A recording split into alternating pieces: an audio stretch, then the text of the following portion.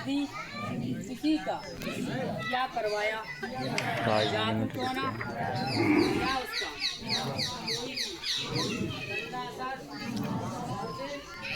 या मेरे परिवार के किसी सदस्य में यदि व्याप्त हो गया हो और वह ऐसा रोग दोष पैदा करके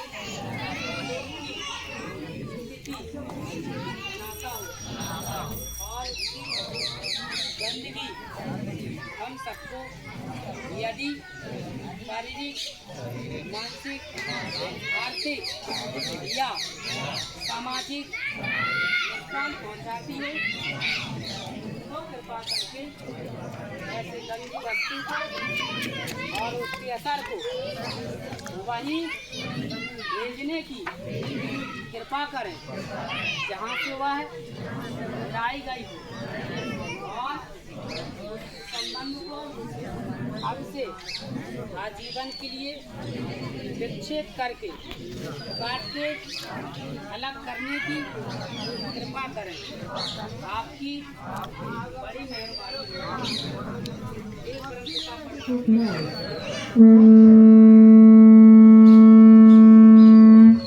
हे श्री राम दरबार सरकार जी, आपसे विनती है, निवेदन है, यदि बची हुई गंदी वस्तु या उसका कोई भी गंदा असर मेरे घर परिवार किसी सदस्य में तथा मेरी रोजी रोटी के संबंधित वातावरण में, संसाधनों में यदि व्याप्त हो जल्दी और वह हमें तंग करता, यदि हमारी सुख समृद्धि में बाधक हो तो कृपा करके ऐसे गंदे असर को हमारे ही शरीर से खींचकर इसे अंतरिक्ष व पाताल लोक में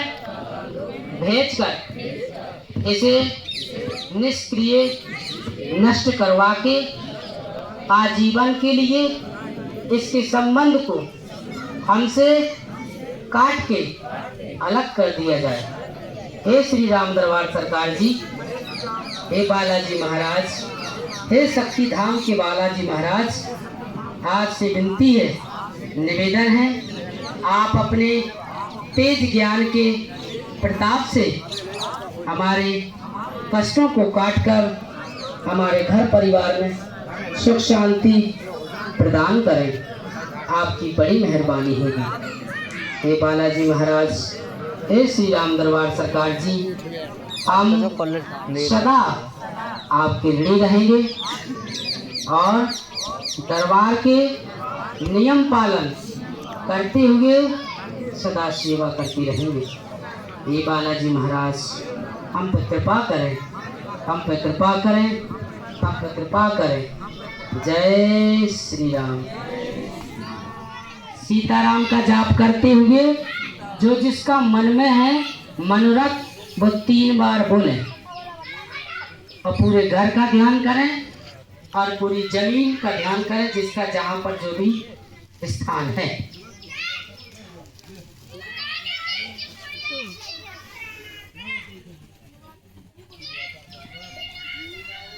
एक धुनी बोलना है, पहले हम ओ की धुनी बोलेंगे फिर ऊ की, ठीक है? हाँ। 3 बार थपकी मारें जमीन में, हाथ झाड़ लें, दोनों हाथ ऊपर करें, श्वास लें, श्वास लें, कमर को बिल्कुल सीधा रखें। एक मेडिटेशन जैसा होता है। एक प्रार्थना करने से हमारे कुंडली के अशुभ ग्रह बैलेंस में होने लगते हैं। जो हम धुनी बोलते हैं इसका 9 ग्रह में बहुत बड़ा महत्व है इस धुनी का। तो इस धुनी को बड़े ध्यान से बोलें। ये 9 ग्रह को बैलेंस में करती है, जो भी अशुभ ग्रह होते हैं। ध्यान से बोलें, थपकी मारे जमीन में, हाथ झाड़ लें। हाँ, एक हाथ नाभि पे रखना है, दूसरा हाथ ऊपर से रखना है, तल के ऊपर 2 ही हाथ रखने नाभि पे।